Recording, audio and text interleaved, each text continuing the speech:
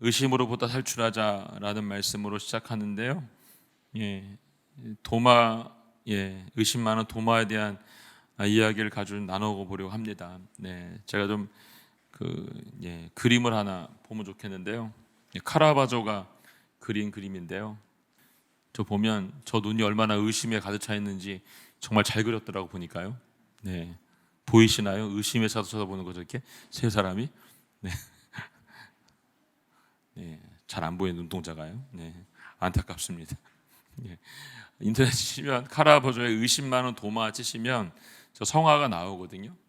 보면 이렇게 세 사람이 그 예수님의 그 창자국에 손을 집어넣으며 쳐다보고 있는 그 눈빛이 얼마나 그 의심면으로 쳐다보고 있는지를 볼 수가 있습니다. 우리 장면은 예수님의 이 빈 무덤을 본 막달라 마리아가 제자들에게 이제 막 달려가서 베드로와 다른 제자들에게 예수님의 무덤이 비었다라고 소리를 치는 장면으로부터 시작이 됩니다. 그리고 그 얘기를 들었던 베드로가 또 정신없이 뛰어가죠. 두 제자가 또 함께 뛰어갑니다. 세 명의 제자가 갔는데 두 명의 제자가 미리 도착을 해서 두려워서 감히 그 무덤에 들어가지 못하고 성질 급한 베드로가 좀 늦게 왔는데 얼른 들어가서 보고 나오죠. 그리고 빈 무덤을 보고 나왔어요. 그리고 돌아온 거죠. 돌아오고 난 다음에 막달라 마리아는 그곳에 남아 있었어요. 그 두 천사가 머리맡에 아래 앉아 있는 것을 보고 내 주가 어디 있는지 좀 가리켜 달라고 말하는 그 순간 예수님께서 마리아에게 자신을 보이시죠. 그러시고 제자들에게 가서 내 아버지께 간다라는 말을 전해 주어라 라고 얘기를 하고 막달라 마리아가 다시 돌아와서 제자들에게 내가 예수님을 만났다고 이렇게 말을 합니다. 근데 의심 많은 그 제자들 모두가 방금 전에 빈 무덤을 보고 왔음에도 불구하고 또 마리아가 내가 지금 예수님 만났는데 예수님께서 이렇게 말씀하셨어요 라고 말했음에도 불구하고 모두가 문을 닫아놓고 그곳에 숨어있는 상태로 있는 것을 볼 수가 있습니다. 이 말을 들었던 베드로와 다른 제자들이 반갑고 기쁨으로 만났던 것보다는 여전히 의심하고 있는 마음, 두려움에 쌓여있는 마음으로 그곳에 있었던 것을 볼 수가 있습니다.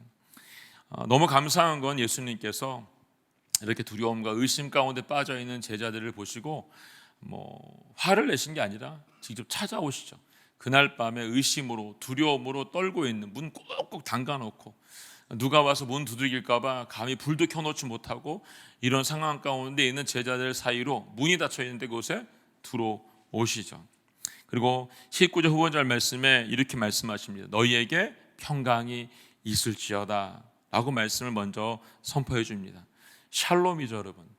유대인들에게 의례적인 인사이지만 저는 의심과 두려움과 불안에 떨고 있는 제자들에게는 그 이상의 의미를 가지고 있다라고 생각해 봤습니다. 그 이상의 의미. 첫 번째는 이 평강은 예수님께서 십자가에 달리시기 전에 주셨던 평강의 완성입니다. 그 말씀이 요한복음 14장 27절에 나와 있는데 함께 읽어보겠습니다. 14장 27절 말씀 시작. 내가 너희에게 평안을 주고 간다. 곧 내 평안을 너희에게 준다. 내가 주는 평안은 세상에 주는 것과 같지 않다. 너희의 마음에 근심하지 말고 두려워하지 말아라. 아멘. 내가 너희에게 평안을 주고 간다. 이제 죽는데 너희에게 평안을 주고 간다는 곧 내 평안을 너희에게 준다. 예수님 안에 있는 그 평안을 너희에게 준다는 것이죠. 내가 주는 평안은 세상에 주는 평안과 같지 않대요, 여러분. 세상의 평안은 잠시 왔다가 지나갑니다. 영원하지 않습니다, 여러분. 그런데 예수님이 주는 평안은 영원하다는 것을 얘기해 주고 있어요. 그 평안으로 너희 안에 근심도 두려움도 없어지게 될 것이라는 것을 얘기해 주고 있는 것이죠. 자신들과 영원히 함께 있을 줄 알았던 예수님이 죽으신 거죠. 마음의 근심과 두려움을 가지고 있는 제자들을 향해서 예수님은 내가 이전에 너에게 말했던 세상에 줄 수 없는 평안을 주겠다고 말하지 않았냐. 내가 너에게 이 평안을 주러 왔다라고 지금 말씀하고 있는 겁니다. 두 번째로 이 평강은 주님을 부인하고 돌아섰던 제자들을 향한 용서의 평안인 것을 볼 수가 있습니다. 예수님께서 십자가에 돌아가시는 날 제자들 한 명도 남아있지 않았죠, 여러분. 함께 기도하는 자리에 다 졸고 있다가 군병들이 오는 소식을 듣고 예수님을 덥석 잡자 모두가 뿔뿔이 흩어져서 없어져 버렸습니다. 그리고 예수님을 군병들에게 질질 끌려서 빌라도의 법정까지 가게 되는 걸 볼 수 있습니다. 베드로는 호언장담했죠. 나는 절대로 이놈들과 다릅니다. 제가 다 버려도 저는 절대로 버리지 않을 거예요. 양심은 있어가지고 어떻게 하죠? 따라가죠, 여러분. 따라가서 불을 쬐고 있는 그 자리에서 계집종이 당신도 저 사람과 같은 사람입니다 라고 말하는 소리에 모른다고 3번을 부인하는데 저주하면서 부인하죠, 여러분. 사람이 급한 상황에 마치고 쥐도 몰리면 문대잖아요, 여러분. 몰리면 이런 상황까지 가는 거죠. 베드로는 예수님과 눈이 마주치고 펑펑 우는 장면을 우리가 성경을 통해서 보게 됩니다. 어느 누구도 여러분 예수님을 만났지만 기쁨으로 맞이할 수가 없는 상태예요. 다 도망갔었기 때문에. 지금 예수님이 눈앞에 와 계신데 주님 오셨어요 이렇게 말하는 사람이 아무도 없는 거예요. 예수님 말씀처럼 내가 다시 살아나게 될 것이고 다시 부활하게 될 것이다 라고 말씀해 주었음에도 불구하고 그 약속에 맞춰 예수님을 만났는데 지금 예수님의 얼굴을 감히 들여다볼 수가 없는 거예요. 그런 그들에게 평안이 있을지어다 라고 평강을 빌어주고 있는 거죠. 3번째로 이 평강은 마음에 반신반의하고 있는 제자들을 향해서 예수님은 제자들의 사랑법이 아니라 예수님의 사랑의 방식으로 사랑해주고 있는 걸 볼 수 있어요. 20절 말씀에 보니까 예수님은 제자들에게 자신의 손과 옆구리를 보여주셨습니다. 그러자 제자들은 주를 보고 기뻐했습니다 라고 기록되어 있습니다. 지금 자신들의 눈앞에 예수님께 부활하셔서 계신데도 여러분 여전히 의심과 두려움과 근심했던 제자들에게 그들의 마음 생태를 알고 있고 지금 어떤 생각을 가지고 있는지 알고 있으니까 주님이 다가가셔서 손바닥 내미시면서 옆구리 보여주면서 자 봐봐 나야 라고 지금 예수님께서 말씀을 해주고 있는 거예요. 여러분 우리라고 별반 차이 있겠어요? 저는 우리도 별반 차이 없다고 생각합니다. 이런 상황이 닥치면 두려움과 의심의 눈초리로 바라봤을 거예요, 여러분. 그런 우리들을 향해서 주님이 어떻게 해요? 손바닥 내미시고 옆구리 보여주면서 나야 라고 친근하게 말씀을 해주신다는 겁니다. 이런 제자들을 향해서 주님은 직접 찾아오셨고 그들에게 이 평강을 빌어 주고 계신 자리입니다. 그런데 이 중요한 자리에 한 사람이 없어요. 오늘 보니까 이 평강을 빌어주고 다시 너희에게 용서에 대한 이야기를 해주고 계신 예수님의 계신 이 자리에 이들이 찾고 있는 한 사람이 없는 게 누구예요, 여러분? 도마인가요? 우리가 오늘 보았던 도마. 도마는 어떤 사람인가, 여러분? 의심 많은 도마라고 우리가 알고 있잖아요. 요한복음의 기록을 보니까 요한이 3번에 걸쳐서 이 도마에 대해서 얘기해주고 있는 기록이 남아 있어요. 다른 데는 없는데 여기 있어요. 그래서 이 조그만 엉뚱한 그 모습을 이 요한복음 3군데에서 기록하고 있는 함께 보도록 하겠습니다. 요한복음 11장 16절에 나와 있는 말씀입니다. 16절 제가 읽어드릴게요. 그러자 디도모라고도 하는 도마가 다른 제자들에게 말했습니다. 우리도 주와 함께 죽으러 가자 이렇게 말을 했습니다. 이게 어떤 장면인지 아세요? 이 장면이 죽은 나사로가 죽고 3일 후에 예수님께서 이제 나사로한테 가자 라고 말하는 장면이었어요. 우리가 나사로한테 이제 가자라고 말씀하시는데 거기서 도마가 말한 거죠. 우리도 함께 죽어라 가자 이렇게 말을 한 거예요. 생뚱맞게 주님이 나사로한테 가자했더니 갑자기 죽으러 가자요. 요한복음 14장 5절에도 있어요. 함께 읽겠습니다. 시작. 도마가 주께서 어디로 가시는지 알지 못하는데 그 길을 어떻게 알겠습니까? 이 말씀은 이 최후의 만찬이 있었던 그날 도마가 예수님의 얘기를 듣고 있다가 물어본 질문이에요. 주여, 저희는 주께서 어디로 가시는지 알지 못하는데 그 길을 어떻게 우리가 알 수 있겠습니까? 라고 물어보고 있는 거예요. 주님 지금 굉장히 심각하세요. 지금 앉혀놓고 발을 다 씻겨주고 있고 떡을 떼주면서 이 떡방구에 같이 손 놓은 놈이 오늘날 팔 거야 이렇게 말씀하고 있는 그런 상황이고 내가 가는 길 너희도 갈 수 없어 이렇게 말하고 있는데 거기 갑자기 그 길이 어딘데요? 이렇게 물어보고 있는 상황인 거예요, 여러분. 그리고 오늘 읽은 본문 요한복음 20장 25절에서 모두가 예수님을 만나고 보았다고 했는데 끝까지 나는 내가 눈으로 봐야 되고 내 손으로 옆구리하고 그 손에다가 찔러봐야 넣어봐야지 난 믿을 수 있어 라고 지금 말하고 있는 거예요. 다른 사람과 조금은 다르다는 걸 우리가 볼 수 있어요. 일부 학자들 이런 도마를 보면서 비관론자다, 회의주의자다라고 이렇게 말하는 사람도 있어요. 근데 저는 이 정도의 차이는 있지만 보지 않고 믿지 않는 제자들과 도마와는 별반 차이가 없다고 저는 생각을 해요. 사실은요. 도마는 성격이 조금 더 그렇게 해야 되는 사람이고, 나머지 제자들은 그냥 보지 않았던 걸 봄으로 믿게 된 상황인 것을 볼 수가 있어요. 자, 그러면 24절과 5절 말씀 다시 한번 읽어보겠습니다. 24절 25절 말씀 시작.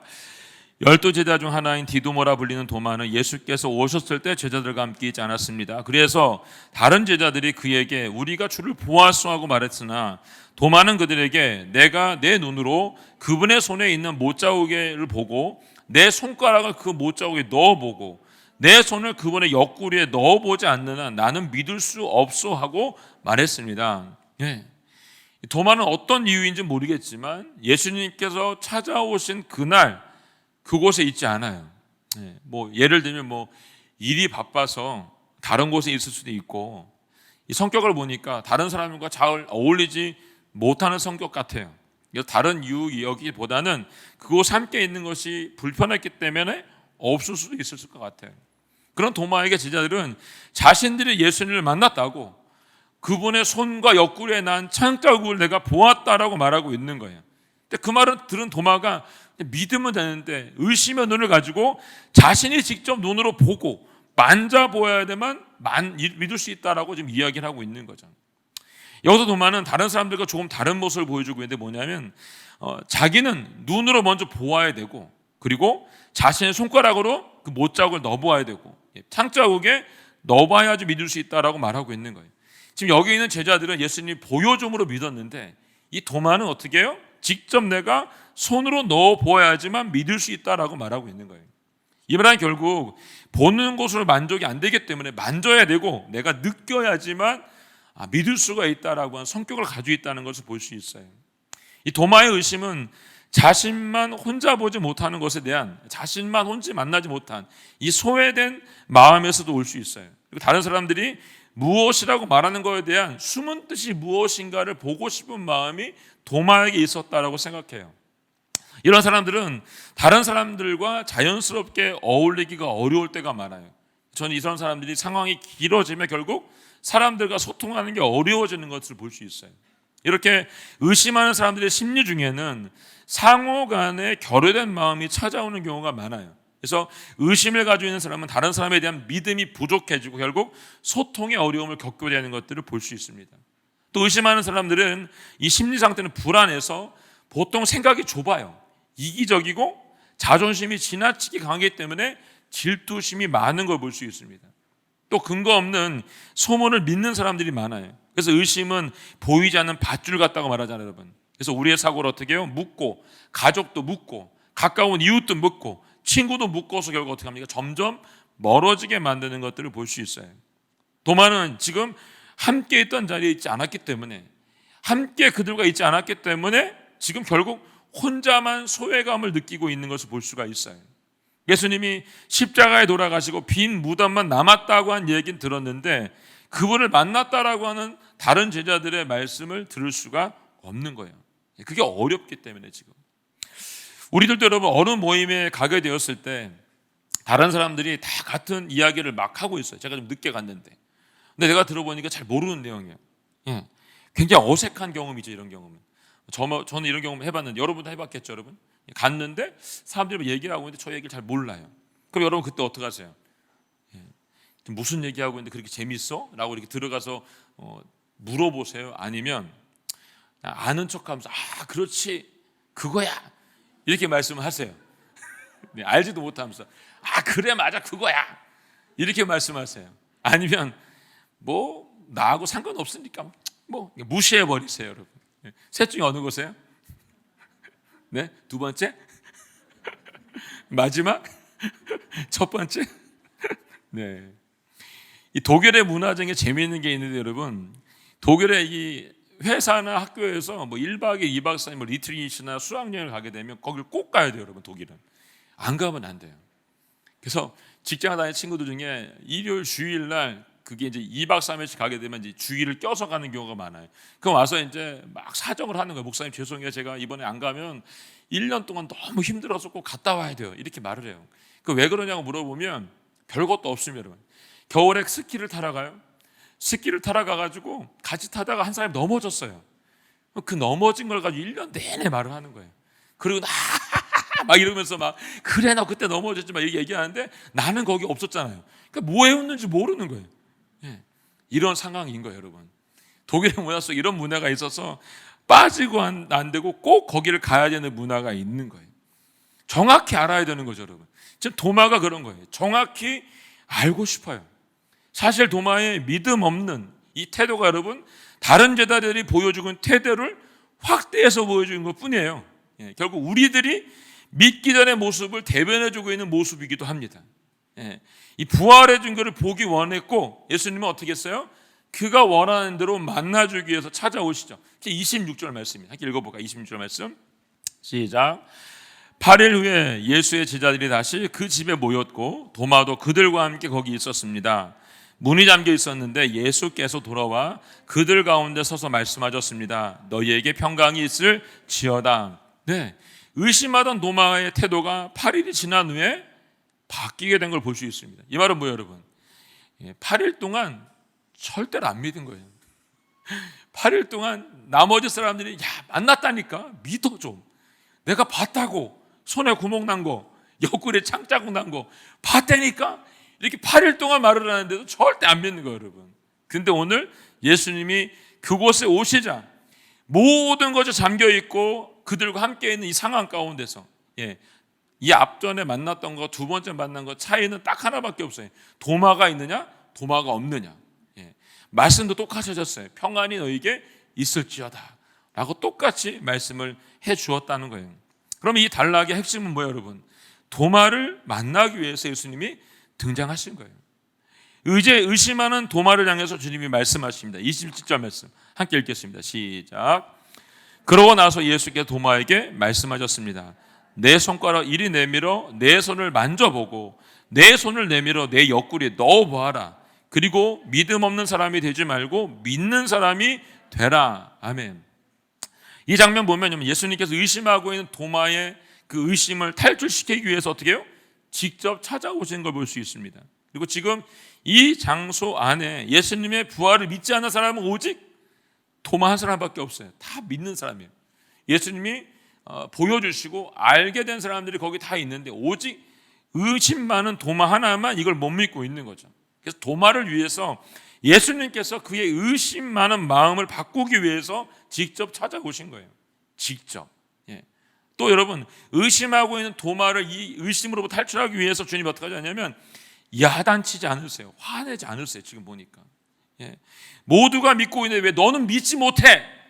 좀 믿으면 안 돼? 좀 믿어봐라. 이렇게 말씀하지 않으세요.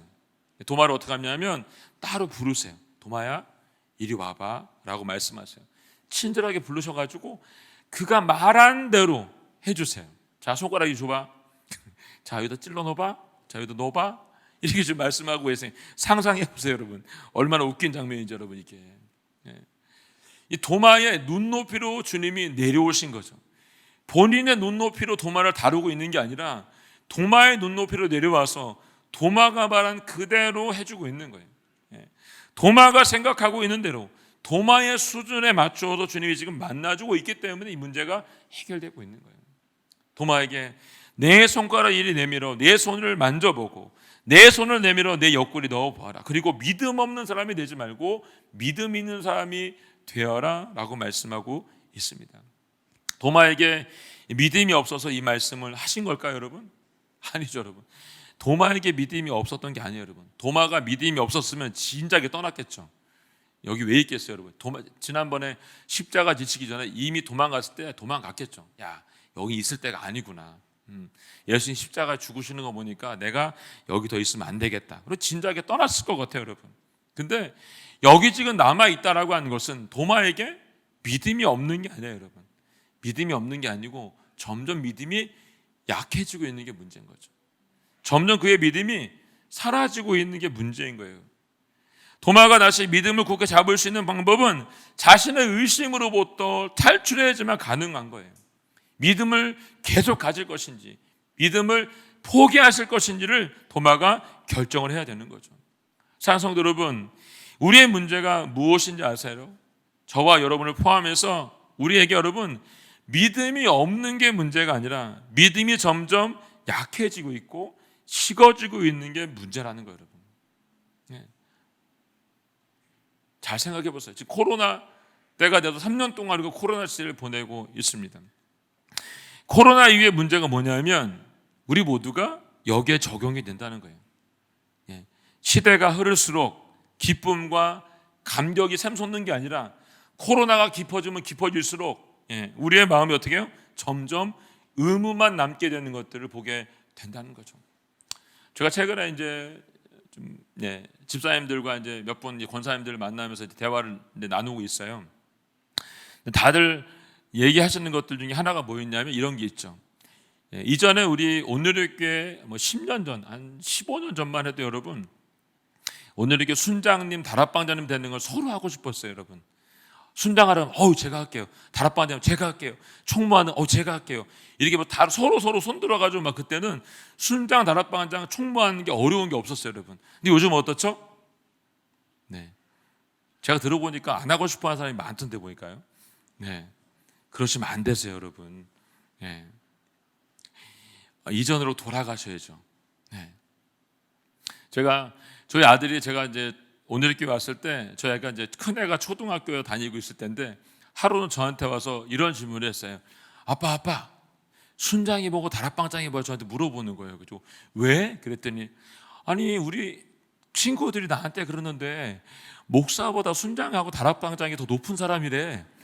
이렇게 말을 하더라고요. 그래가지고 그래? 그래가지고 그렇지, 순장님하고 다락방장님이 훨씬 높으신 분들이지. 제가 이렇게 말했던 적이 있어요. 예. 그 당시엔 여러분 우리 아이들에게도 자긍심이 있었어요. 우리 아빠 순장이다, 우리 아빠 다락방장이다, 우리 아빠 공동체 총무야, 대장인 거예요, 여러분. 네. 누구보다 높은 지위에 있는 분들이었어요 그때는요. 예. 근데 어떻게 됐어요, 여러분? 네.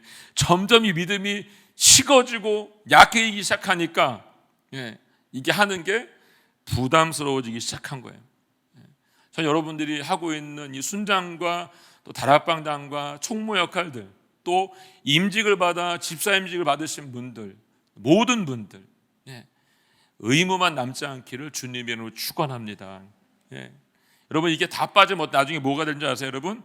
껍데기와 형식만 남고 여러분 알맹이는 다 빠져버리게 됩니다. 알맹이는. 우리의 문제는 믿음이 없는 게 아니고 약해지고 식어지고 있는 거예요. 열심히 식어지고 봉사도 식어지고 찬송가 소리도 작아집니다. 희한하죠?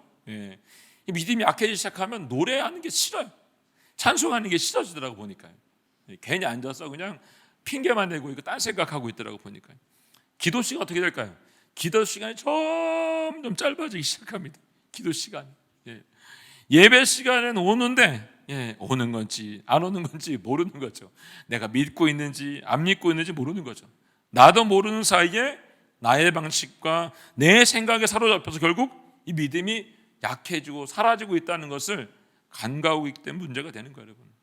언젠간 권사님이 저한테 이런 얘기를 하셨어요. 얼마 전에 요즘 30분 이상 기도하는 게 너무 어렵다고, 나를 30분 이상 기도할 수 있는 사람 만들어 달라고 이렇게 부탁하신 권사님을 최근에 제가 만났어요, 여러분.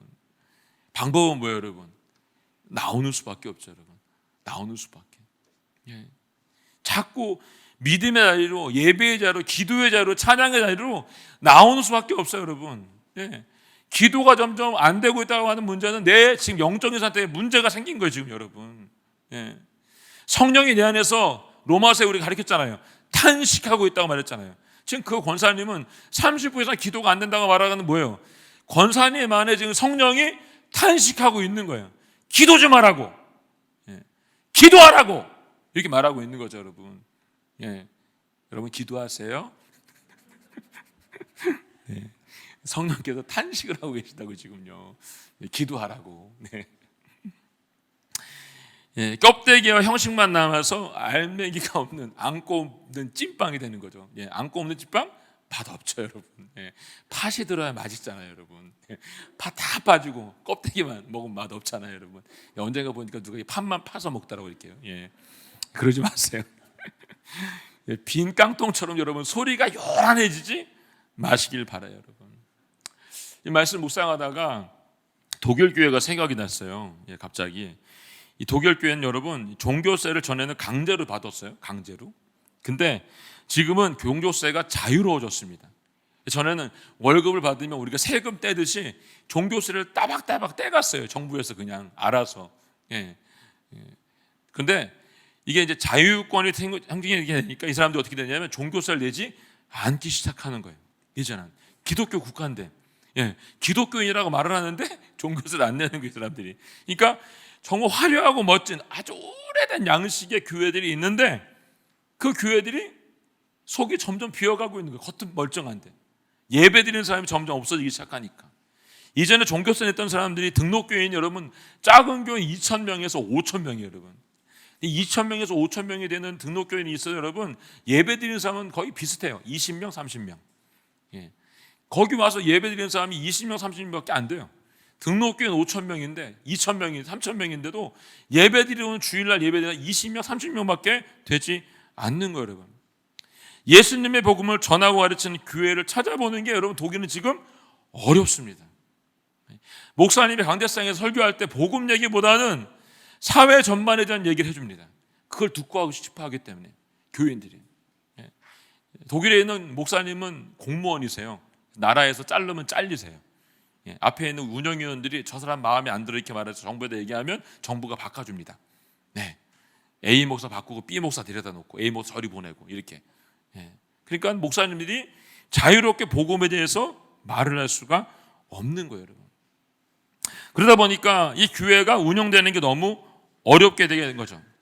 이 종교세로 운영이 돼야 되는데 이 고건물들이 비가 새요, 지금요. 비가 써서 고쳐야 되는데 고치려면 여러분 고건물이니까 일반적으로 고칠 수가 없는 거고 그 나라 방식대로 고쳐야 되기 때문에 돈이 수억씩 드는 거 한번 고칠 때마다. 근데 종교세가 안 걷어지니까 비가 새고 있는데 고칠 수가 없는 건물이 너무너무 많아지고 방치되는 교회들이 점점 많아지기 시작하는 거예요. 제가 있을 때 쾰른에 있던 교회 중에 한 300개가 한 번에 정리가 됐어요. 한 번에 300개인가 500개가 제가 있을 때 한 해에 한 번에. 이유는 고건물 너무 많은데다가 예배 드리는 인원이 너무 적기 때문에 그냥 300개 교회는 그 쾰른에 있는 그 교회 한날 교회를 정해주고 이 교회에 가서 예배 드려라 라고 정해주고 나머지 교회는 폐쇄시켰어요. 그리고 팔기 시작했어요, 교회를요. 실제로 지금 일어나고 있는 일입니다, 여러분. 예. 아무리 고개가 화려하고 멋있어도 여러분, 예, 그 안에 성도가 없으면 팔려나갈 수밖에 없어요. 영국의 교회는 거의 다 팔렸습니다. 팔려서 나이트클럽, 술집, 바, 게이바, 네, 이런 바들로 너무 멋진 웅장하게 된, 부시지도 못해요. 여러분. 문화적 관리가 되어 있기 때문에 부실 수가 없어요. 건물은 뻘쩡하고 다 좋은데 안에 들어가면 다 흔들고 있는 거죠. 네. 독일도 지금 그렇게 돼가고 있는 것을 볼 수가 있습니다. 이게 지금 독일의 현실이고 유럽의 현실이에요, 여러분.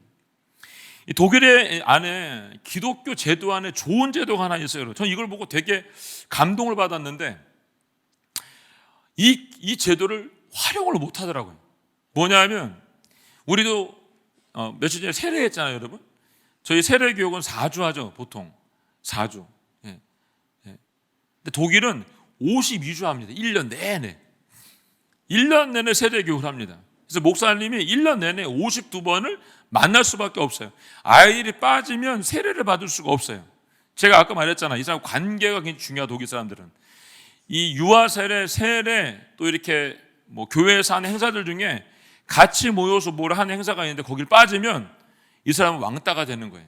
거길 꼭 가야 되는 거예요. 그러니까 이 세례도 왜 필요하냐면 그 아이들 세계, 그 또래 아이들이 그 세례를 함께 받음으로 인해서 하나의 커뮤니티가 형성이 되는 거예요. 걔네들이 그 세례를 받음으로 인해서 계속 성장하면서 같이 어울려 갈 수 있는 뭐가 형성이 되기 때문에 그 세례를 꼭 받아야 되는 거예요. 그러니까 52주를 빠지지 않고 그 교육을 꼭 받아야 돼요. 그리고 세례를 받아야 되는 거죠. 예. 재미있는 게 뭐냐면 매주 한 번도 안 빠지고 이 목사님을 만나서 52주를 만나서 세례교육을 받고 세례를 받아요.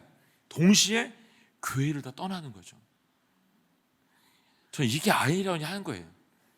도대체 뭘 가르치길래 52주 동안 52번을 만났는데 우리는 4번 만나고 애들이 나와서 저는 변화됐어요. 막 우리 애들이 말하잖아요. 여기서 와가지고 4번 만났는데 서가지고 제가 이전의 삶은 이랬는데 지금은 우리 바울 목사님이 뭘 잘 써주는지 모르겠지만 제가 애들이 뭐 서론 본론 결론 너무 멋지게 써가지고 나와가지고 얼마나 잘 읽어요 애들이요.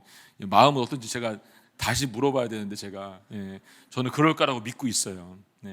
4번만 만나도 이렇게 감동 가운데 눈물 속에 애들이 막 이렇게 하는데 52번을 만났는데 세례 끝났더니 아무도 교회를 안 나오는 거예요. 오죽해서 그 책 갖다 책도 봤어요 제가. 참담하더라고요. 정말 독일이 정말 너무 많이 갔구나 이런 생각이 드는 거예요. 그저 형식만 남아서 세례는 이 사회를 지탱하기 위해서 형식에 불과한 이 어른 세대가 믿음을 지키지 못하고 있기 때문에 결국 다음 세대 아이들까지 믿음을 지키지 못하는 교회로 전락해버린 거죠. 결국 팔아버리는 교회가 된 거예요.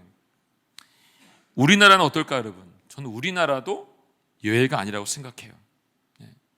우리 부모의 세대들이 믿음을 굳건하게 지키고 아이들에게 이 믿음을 가르치지 못하면 우리가 지금 다산에 아름답게 성전을 짓고 있는데 아름답게 지은 성전들도 여러분 결국 알맹이가 싹 빠져버리면 나중에 팔 수밖에 없는 거예요 여러분. 유럽의 교회들처럼. 사랑하는 성도 여러분, 오늘 이 도마에게 말씀하신 예수님의 말씀을 꼭 귀담아 들으세요.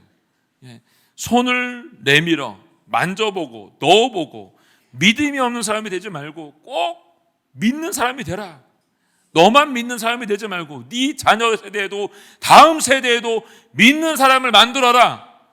이걸 꼭 얘기하고 있는 거예요 여러분. 제가 지난번에 말씀드렸잖아요. 하나님 앞에 갔을 때 하나님이 너 뭐 하다 왔니? 그랬더니 저 열심히 살다 왔어요. 그랬더니 저기는 쟤는 이렇게 말하면 뭐라 그러실 거냐고 여러분. 쟤는 왜 저러니? 이 말을 듣지 말아야 될 거 아니에요 여러분. 우리에게 지금 문제가 되는 것은 여러분 믿음이 없는 게 아니고 여러분 점점 약해지고 있고 식어지고 있는 게 문제예요 여러분. 코로나 핑계는 이제 그만 되세요. 마스크 핑계 그만 대시고 인터넷 방송하는 거 그만 핑계 대세요 여러분. 다 나오세요 이제. 지금 이게 70%에서 더 넘어가지 않고 있는데 집에서 예배 드리시는 분들 꼭 교회를 나오세요 이제. 나와서 함께 우리 예배 드려요.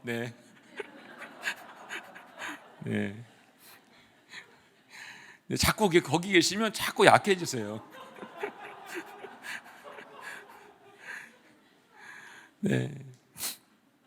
여러분 기독교에는 대신이란 말이에요. 대신 뭐 해준다 이런 말이 성립이 안 돼요 여러분. 예를 들어서 저 대신 우리 부모님을 좀 구원시켜 주세요. 안 되죠. 저 대신 내 남편을 저 대신 제 아내를 좀 구원시켜 주세요. 되나요? 안 돼요 여러분. 저 대신 우리 애를 좀 꼭 좀 구원시켜 주세요 예수님. 되나요? 안 돼요 여러분.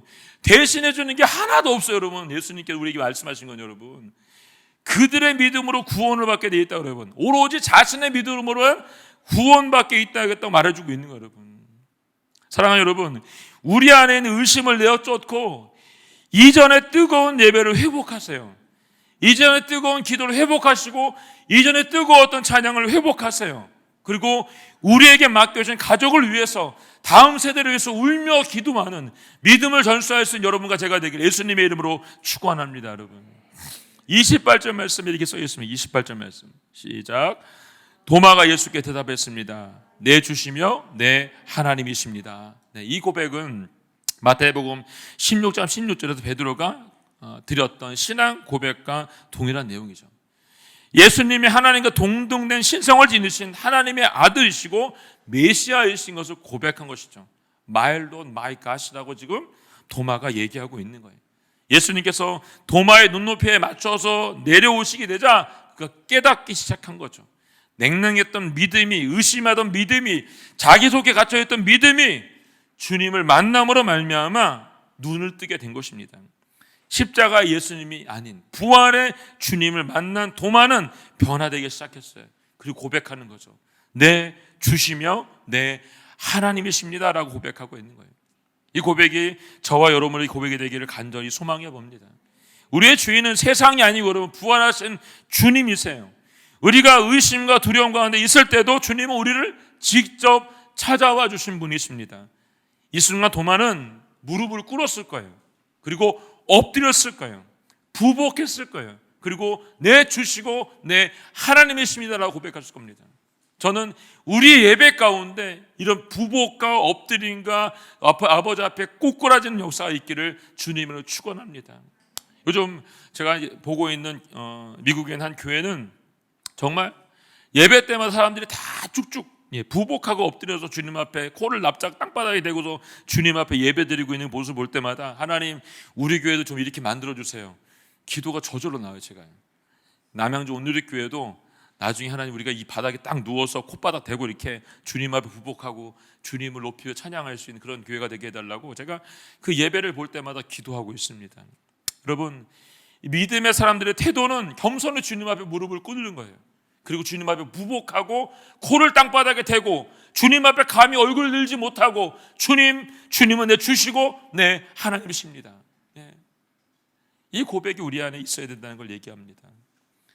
나의 자금을 인정하고 나의 부족함을 인정하고 그분의 높고 위대하심을 고백하는 진정한 믿음의 고백이 오늘 저와 여러분에 있기를 주님의 이름으로 축원합니다. 29절 말씀 함께 읽겠습니다. 29절 말씀 시작. 그러자 예수께서 도마에게 말씀하셨습니다. 너는 나를 보았기 때문에 믿느냐? 보지 않고도 믿는 사람이 복이 있다. 아멘. 예수님이 늘 보이는 육체적인 표현에 의지하지 않고 여러분 보이지 않는 믿음의 자리로 나온 모든 사람들 그들을 축복하고 계십니다. 즉 선포된 복음과 숨겨진 증거들을 유일한 증거로 보고서 믿는 고백 그 모든 자들에게 주님을 향해서 축복해주고 있는 것이죠.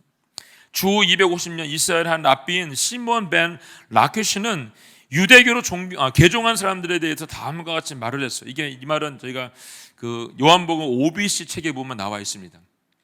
하나님 보시기에 그 개종자는 시내산에 서 있던 모든 이스라엘 백성들보다 더 소중했다. 만약 모든 이스라엘 백성들이 우레와 불꽃과 번개 그리고 진동하는 산과 나팔 소리를 경험하지 못했다면 그들은 율법을 받아들이거나 하나님의 나라를 떠맡지도 않았을 것이다. 하지만 이 사람은 그와 같은 모든 일들을 전혀 목격하지 못했으나 하나님께 나와 자신을 드렸다. 이러한 사람보다 더 소중한 사람이 어디에 있겠느냐. 보지 못했지만 하나님께 나와 자신을 드린 자들이라고 말하고 있습니다. 이들보다 더 소중한 사람이 없다라고 지금 얘기해주고 있습니다. 여기는 우리 모두는 사실 보고 믿은 게 아니죠, 여러분. 보지 못했지만, 목격하지 못했지만 주님께 나와서 우리 자신을 드렸다는 것입니다. 이런 사람들을 더 소중한 사람이다라고 말해주고 있습니다. 예수님의 부활 사건, 이스라엘 백성이 모세를 통해서 시내산에서 율법을 받은 사건보다 더 믿기 어려운 사건이었는지도 몰라요. 그러나 예수님의 부활을 눈으로 목격하지 못한 세대들이 자신을 하나님과 예수님께 드리는 것을 보실 때에 그것을 소중하다라고 말씀해주고 있는 것입니다. 여러분, 이 땅에 어떤 왕도 살아남은 왕이 없습니다. 그렇지만 예수님은 부활하시고 모든 역사와 우리의 인생을 지금도 다스리고 계십니다. 그리고 우리는 부활하신 예수님 우리의 주인으로 인정하고 그분께 순종하며 살아가야 되는 것이 맞습니다. 부활하신 예수님이 현재뿐만 아니라 영원히 우리와 함께 하셔서 우리의 주인이 되어주시고 풍성한 은혜의 꼴로 우리를 넉넉히 먹여주신다는 것을 믿으시기를 바랍니다. 의심 많았던 도마는 부활하신 예수를 만나 인생의 주인이 바뀌었습니다. 여러분도 바뀌세요. 우리 삶의 주인이 주님인 것을. 예수님은 우리 인생의 주인이 되시고 하나님이 되셨습니다. 아버지가 되셨습니다. 우리는 상속자가 되었다라고 말해줬습니다. 우리가 주인 되어 사는 것은 고통이고 죄악으로 가득할 뿐입니다. 이제 우리의 삶의 주인이 예수님인 것을 믿고 그분 앞에 우리의 자리를 내어 드리는 거죠. 그리고 주님의 가르침을 말씀대로 순종하며 살아가기를 주님의 이름으로 축복합니다. 그렇게 하면 된다면 의심으로부터 탈출할 수 있고 주님이 보여주신 생명의 길을 경험하게 될 것이라고 저는 믿습니다. 오늘 도마가 주님 앞에 보였던 이 태도, 사실 이 태도가 저희 모두에게 있는 태도입니다. 오늘 주님은 그곳으로부터 탈출하고 주님을 붙잡기를 원하신 것이고 도마는 결국 주님을 붙잡고 그 길로 갈 수가 있었습니다. 저와 여러분 모두가 오늘 보이는 것이 아니지만, 보이지 않지만 주님 말씀하신 믿음대로 살아갈 수 있는 축복이 있기를 예수님의 이름으로 축원합니다. 아멘.